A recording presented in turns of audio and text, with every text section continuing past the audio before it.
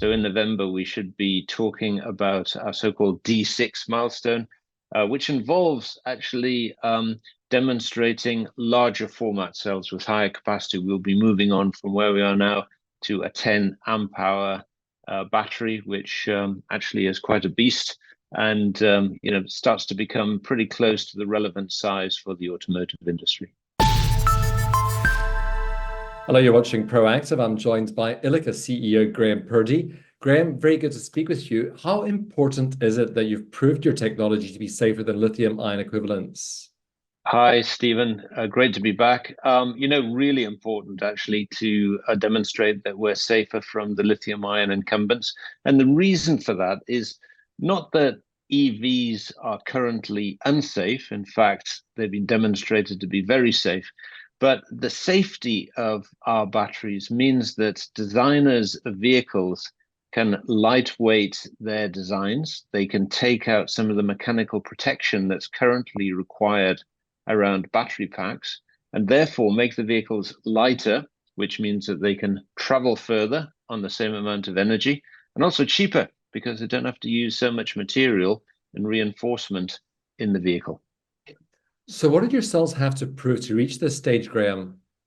Well, actually, we put them through some pretty rigorous testing. I don't know if you saw from our press release, but we mentioned that we work together with the Faraday Institution, which is actually an organization that has funded the SafeBat program. And that means that we've given our batteries to independent leading authorities in the business, and they have put them through a series of tests. One of the tests was actually the nail penetration test, which is a fantastically entertaining video. I don't know if any of the viewers have already watched that. We talked about it last time that we met up, where you put a nail through the battery. We did that with a benchmark nickel cobalt manganese or NMC battery, and that bursts into flames. You get a bit of a firework effect. So it's a spectacular event, which is classified as a UCAR 6 event. There's actually a scale against which these events are compared. Whereas the video for our battery shows that actually it remains pretty inert. It's a UCAR 3 event, so there's no leakage or venting or fire or flame. And clearly the need to then protect batteries like that when they're put into a vehicle is far less stressful and expensive than if you need to protect something that goes off like a firework. The other thing that we've done actually is that we've sent components of our batteries to DEKRA, which is an independent testing organization, and they have demonstrated all the components to be non-flammable, so they can't catch fire. And then thirdly, we've put it through a calorimetry test and demonstrated that even in the most intense temperatures, like the interior of a blast furnace, that actually you get a much lower temperature increase if our batteries are totally destroyed and melted than you would get from a normal lithium-ion cell. Just going back to Faraday, how has participation in the Faraday Challenge helped, Graham? Well, it's really important. Clearly, collaboration with the leading authorities in the field is a real catalyst for our progress.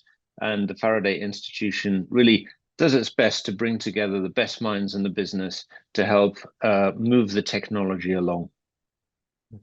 So what can investors expect from the next design phase for Goliath then? Well, the next thrilling chapter in our story is that we will be moving to our next milestone. Actually, as soon as next month, we've already made some pretty good progress so far.